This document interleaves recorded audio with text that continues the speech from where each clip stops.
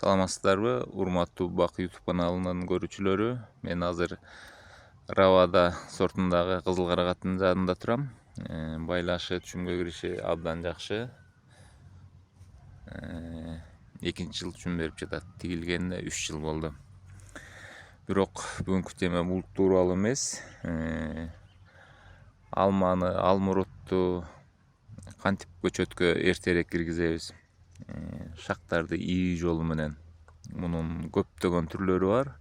Эң биринчи түрлөрү ушу казык кагып жип менен тартуу. Бул да жакшы метод. Экинчи түрү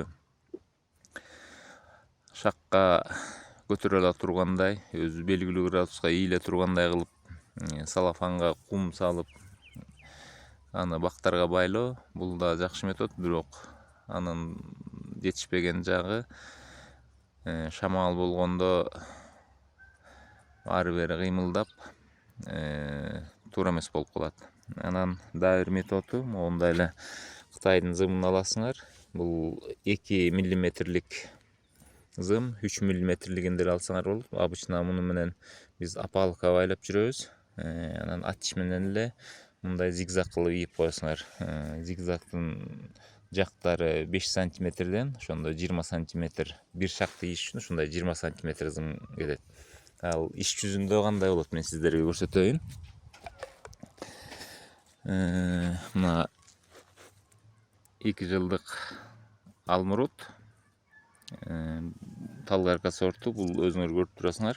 Мындай тик өсүп аткан. Бул конкуренция кылып, лидерге конкуренция болуп баары эле тик өсүп атат. Буларды биз могул тартипте ушундай кылып бийишибиз керек. Лайыгы жокторду, туура эмес өсүп аткандарды, мисалы үчүн мына бир үчүрдөн экөө чыгып атат, алып ташташыбыз керек.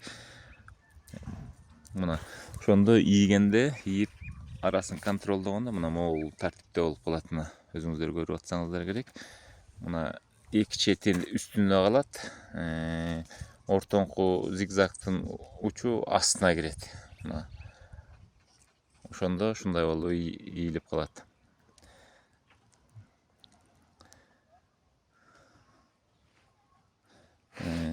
Анан жоонураак бутактар болуп калса, муну тарттырып, казык кагып ийсеңиздер болот. Же болбосо ушундай эле бутагына алып, бир жерге өтө муун түйүбөй байлап коюшуңар керек.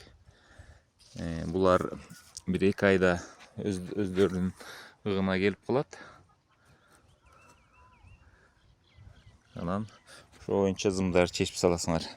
Бул биринчи, бул бактар полияга тигилген. Аяка мал кирип кетип, мал жеп, көчөттөр ооругандан биз айылгап келип огородубузга тиктик. Көчөттөрдүн аралыгы 1 метрден, буюрса муну шпалерный метод менен өстүрүп көрөлү деп атабыз. Мына көрдүңүздөрбү? Мондай болуп ийилип, уже түшүмгө даярдык баштайт. Себеби август айында булар түшүм берүүчү күчүрлөрүн байлашат. Мына эмки жылы жакшы түшүмгө киришет. Мунун арасынан монтип гүлдөп түшүм бергендери да бар. Биз азыр ушак жагына да жетебиз. Булардын баарын ичүүсүн ийип, алчу загущающий кронаны ачып, загущающий бутактардын баарын алып таштайбыз. Мына баягы кечээ нормировка кылдым эле. Ар биринен 10 чакты алмурут чыгып калыптыр эле. Аны моундай кылып кечээ алып салдым. Суюлттум башкача айтканда. Негизи муну июнь айынын 15-теринде суюлтат. Биз эрте эле суюлтуп салдык. Себеби бул былтыр башка жерге тегилип, быйыл кайра көчүрүлүп келип тигилген алмуруттар баягы нагрузка болбосун деп.